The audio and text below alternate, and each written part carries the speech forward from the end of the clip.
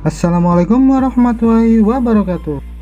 Kali ini kita akan belajar tentang tema udara bersih bagi kesehatan. Kita tahu kondisi dunia saat ini sedang dilanda wabah virus corona. Virus adalah organisme super kecil yang tersebar di berbagai penjuru dunia. Virus dapat menginfeksi makhluk hidup, mulai dari manusia, hewan, tumbuhan, jamur, bahkan bakteri. Infeksi virus tersebut banyak menimbulkan akibat yang fatal bagi makhluk hidup yang diinfeksinya. Untuk itu, marilah kita mulai dari sekarang menjaga kebersihan diri sendiri dan menjaga pula lingkungan kita. Setiap orang berhak menikmati lingkungan bersih. Tetapi sebelum mendapatkan hak, kita terlebih dahulu harus melaksanakan kewajiban kita. Kewajiban berarti sesuatu yang harus dilakukan dengan penuh rasa tanggung jawab. Hak adalah sesuatu yang kita dapatkan. Hak berarti sesuatu yang mutlak menjadi milik seseorang dan penggunaannya tergantung kepada orang yang bersangkutan. Tanggung jawab melekat pada setiap diri manusia. Tanggung jawab adalah keadaan wajib menanggung segala sesuatunya. Ada 5 jenis tanggung jawab. 1. Tanggung jawab terhadap diri sendiri. 2. Tanggung jawab terhadap keluarga. 3. Tanggung jawab terhadap masyarakat. 4. Tanggung jawab terhadap negara dan bangsa. Dan 5. Tanggung jawab kepada Tuhan. Jenis-jenis tanggung jawab sebagai warga masyarakat yaitu memelihara ketertiban dan keamanan hidup bermasyarakat, menjaga dan memelihara rasa persatuan dan kesatuan,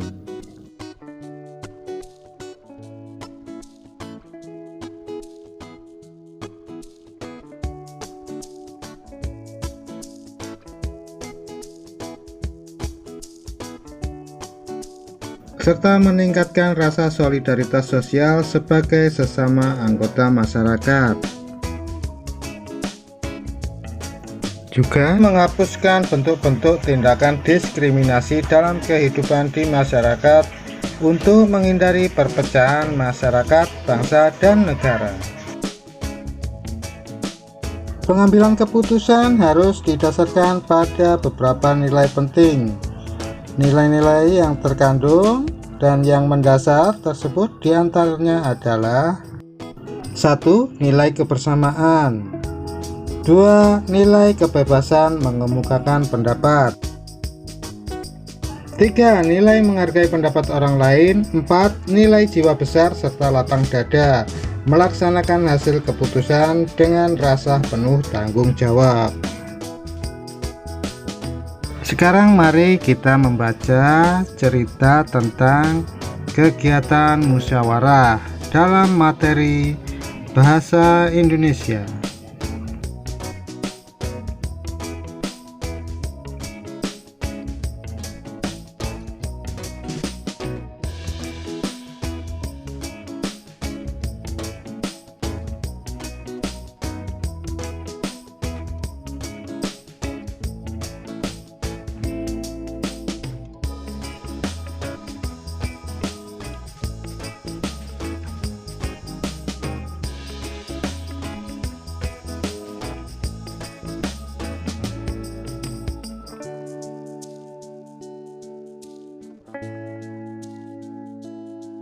Dari cerita tersebut dapat diambil kesimpulan bahwa setiap warga masyarakat mempunyai tanggung jawab.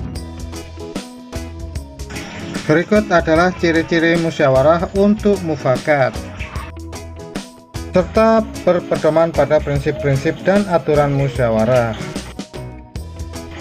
serta tata cara persyaratan musyawarah.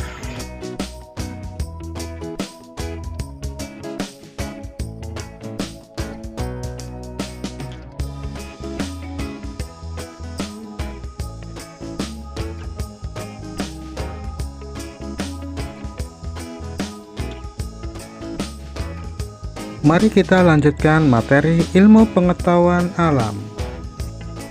Di sini kita akan mengenal pernafasan pada hewan. Yang pertama, alat dan sistem pernafasan pada cacing tanah. Coba perhatikan gambar cacing tanah berikut ini.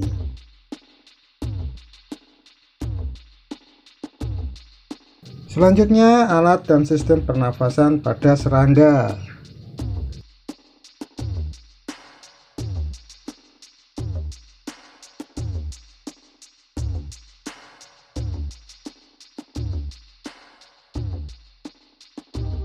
Kemudian, alat dan sistem pernafasan pada ikan.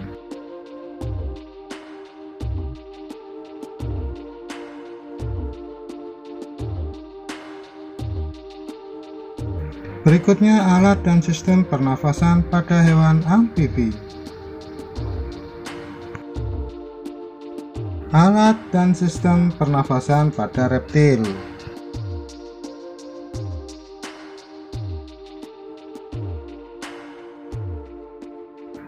Berikutnya, alat dan sistem pernafasan pada burung.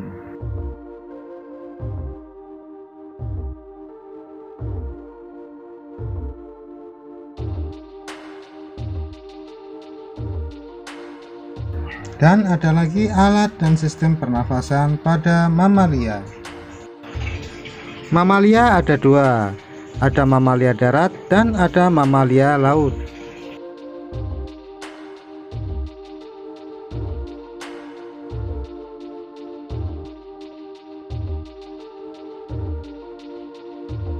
Sistem pernafasan pada manusia meliputi organ pernafasan. Organ pernafasan manusia terdiri atas hidung, faring, laring, trakea, bronkus, bronkiolus, dan paru-paru. Yang pertama adalah hidung. Udara masuk melalui lubang hidung ke dalam rongga hidung.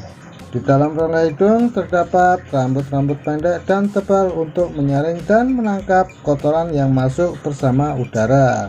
Setelah disaring, udara yang masuk dilembabkan oleh selaput hidung.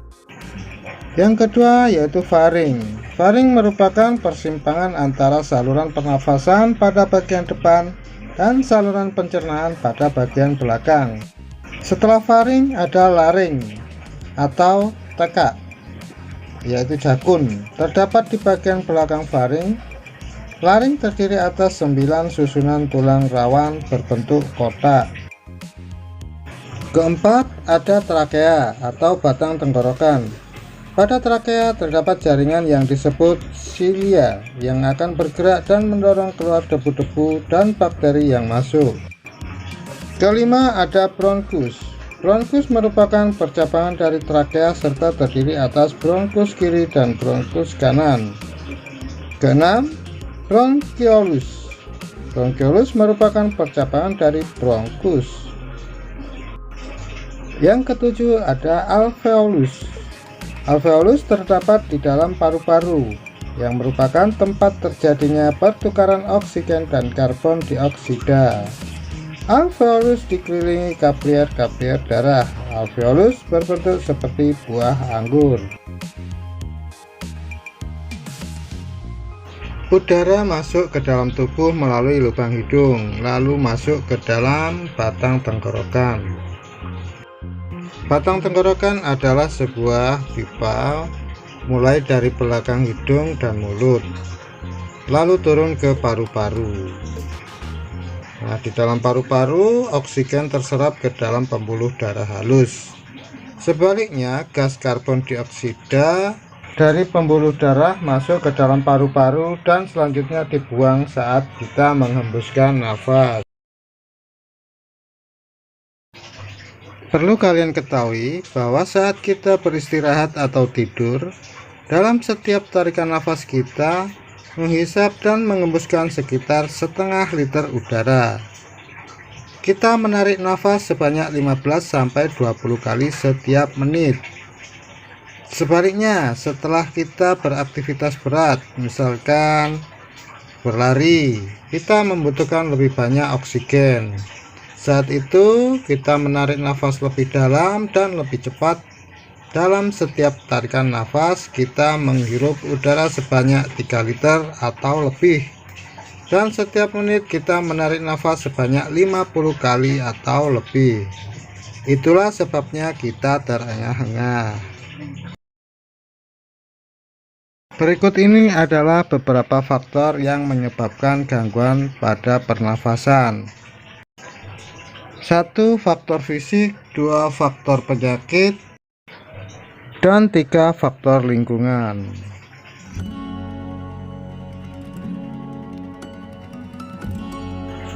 Contoh gangguan pada sistem pernafasan manusia yaitu emfisema, asma, kanker paru-paru,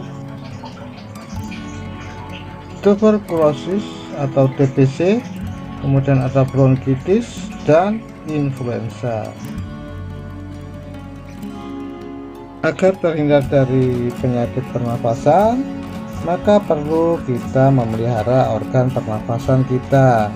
Bagaimana caranya? Dengan menjaga kesehatan organ pernafasan, seperti makan makanan bergizi, berolahraga teratur, istirahat yang cukup, kemudian posisi tidur benar. Juga menghindari zat-zat yang dapat merusak organ pernafasan, seperti tidak merokok, tidak menggunakan makanan dan minuman yang mengandung zat tambahan, menggunakan masker saat berada di lingkungan yang kotor, kemudian merawat organ pernafasannya dengan membersihkan rongga hidung secara teratur, memeriksakan kesehatan pernafasan secara teratur ke dokter, dan juga menjaga kesehatan lingkungan sekitar. Jika tubuh kita sehat, maka kita bisa melakukan aktivitas dengan lebih bersemangat dan bekerja dengan giat.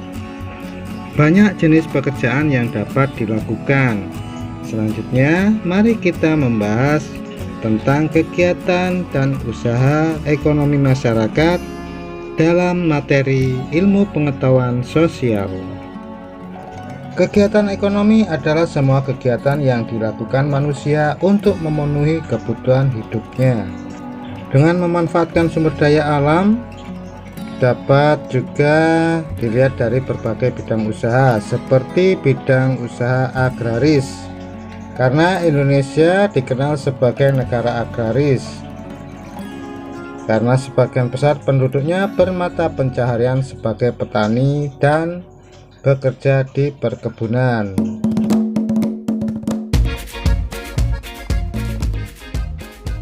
Ada pula bidang usaha peternakan dan juga perikanan.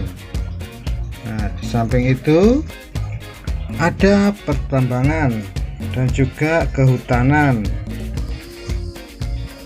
serta perdagangan dan perindustrian atau pabrik, biasanya disingkat menjadi PT atau perseroan terbatas.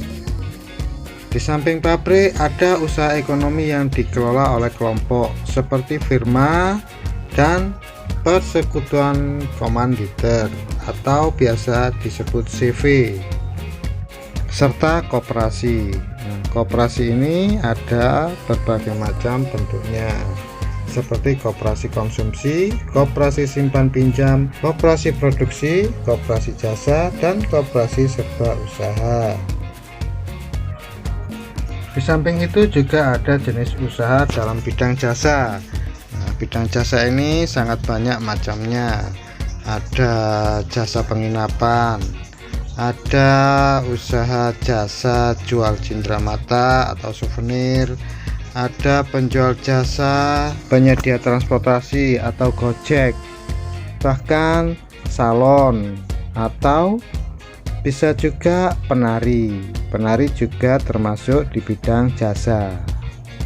Nah, selanjutnya apa saja properti yang dimiliki para penari? Mari kita membahas ke materi SBDP, seni budaya dan prakarya. Persiapan dalam peragaan karya tari yaitu: 1. Menentukan bentuk karya tari, 2. memilih karya tari. Kemudian 3. Menentukan jumlah penari. 4. Memilih properti tari. Yang kelima, menentukan iringan tari. Dan keenam, memilih busana tari. Akan menghasilkan sebuah karya tari yang luar biasa bagusnya jika terjalin kerjasama yang baik antara semua pelakunya. Terima kasih, mudah-mudahan sehat selalu dan sukses buat kalian semua.